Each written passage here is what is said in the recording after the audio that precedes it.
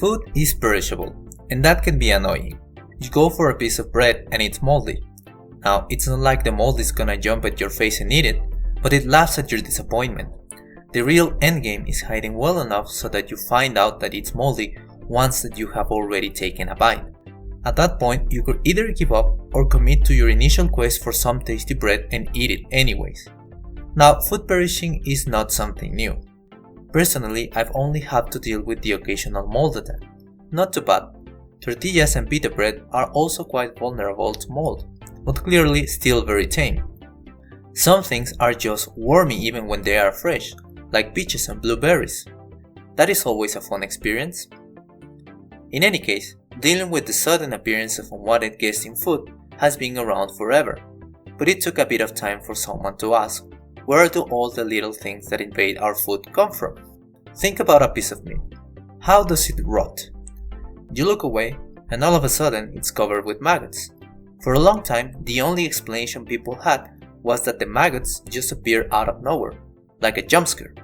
This was called spontaneous generation, and it was used to explain why creatures like flies, ants, fleas, maggots, and other pests just seem to come out of nowhere. There are some funny implications to all this. For example, it was believed that bees spawn as a result of decaying bull flesh, so the writer Antigonus of Carystus proposed that in order to breed bees, a whole bull should be buried with only their horns coming out of the ground.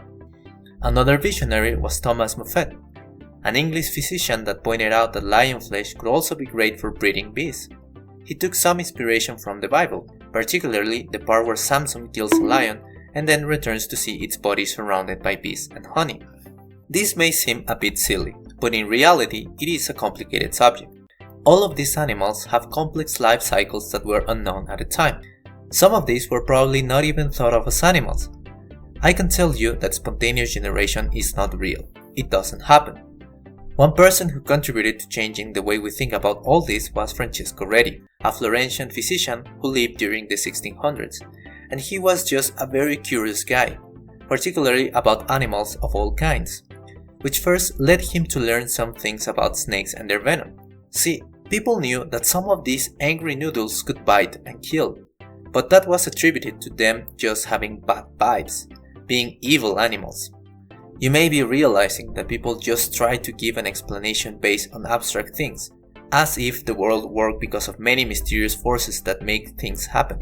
Well, some doubted those notions and wanted to prove whether there were some material basis to whatever happens with snake bites, for example. Here comes Redi. To explore this phenomenon, he let venomous snakes bite various animals.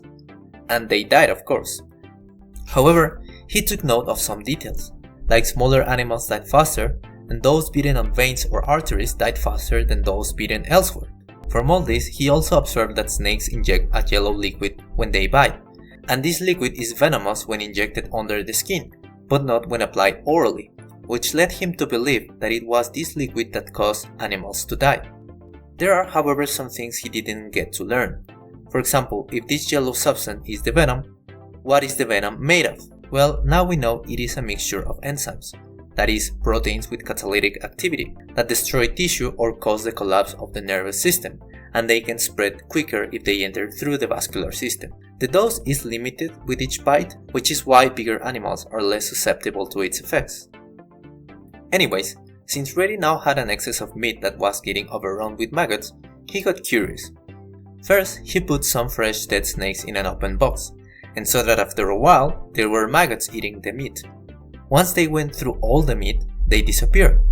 Well, that didn't really explain anything, but now he wanted to know if these maggots just disappeared or if they went somewhere else. So he repeated the experiment. Once all the meat was gone, but all the maggots were still there, he covered the box, trapping them inside.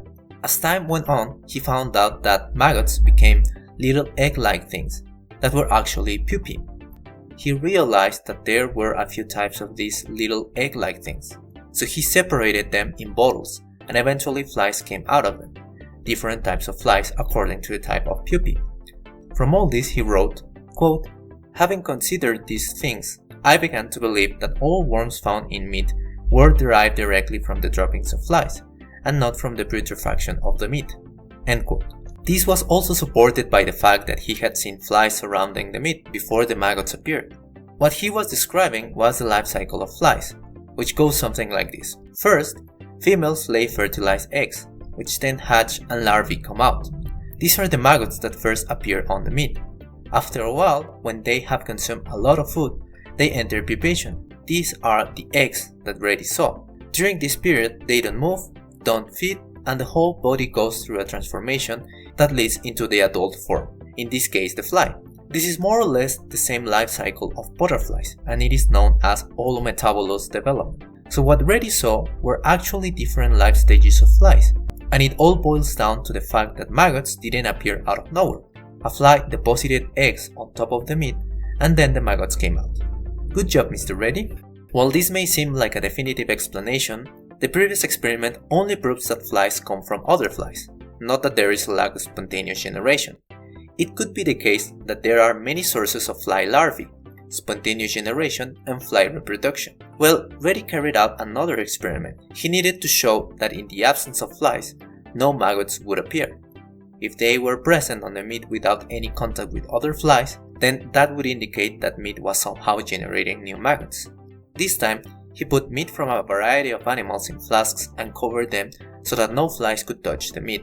In other flasks, he put the same types of meat, but they remained uncovered. After a few days, the uncovered flasks were full of flies and maggots, while the covered ones remained intact. This setup is more adequate as an experiment, since he could directly compare two identical setups that differed only in one thing, in this case whether they were covered or not, and any differences in the results could be attributed to that change. This way, Redi proved that maggots come from flies and flies alone.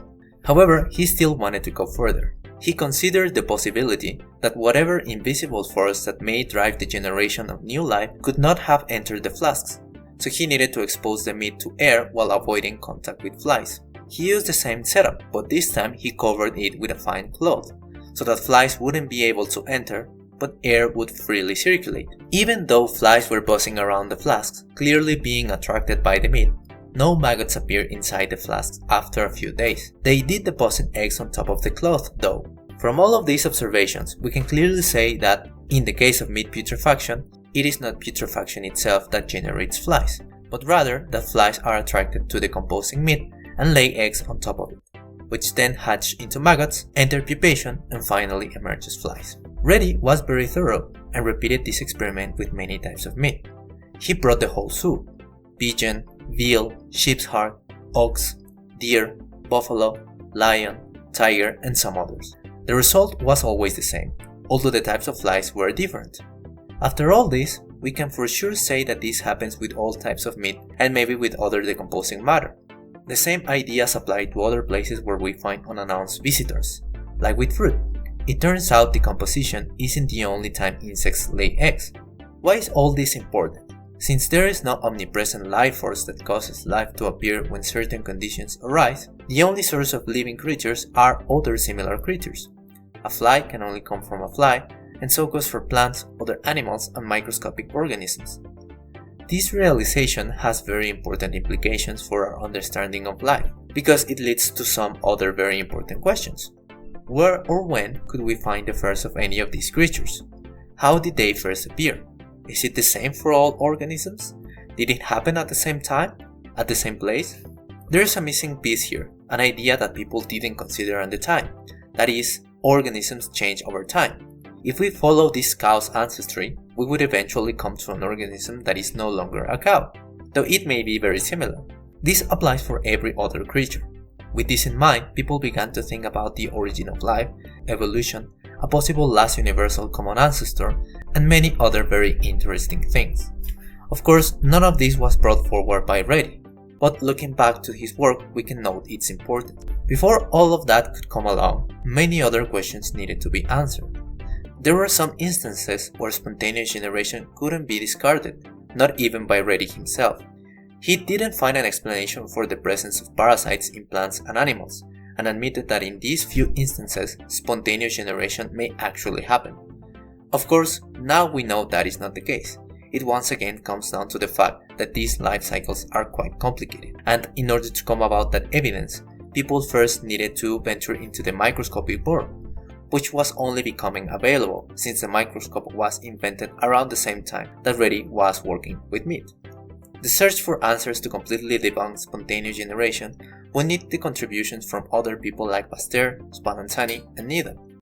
Their tales involve discoveries regarding reproduction, development, and germ theory, and all of those topics play a part in the way we now understand the world. So maybe next time you are hit with any unannounced visitors, you can look at them and say, hey, neat.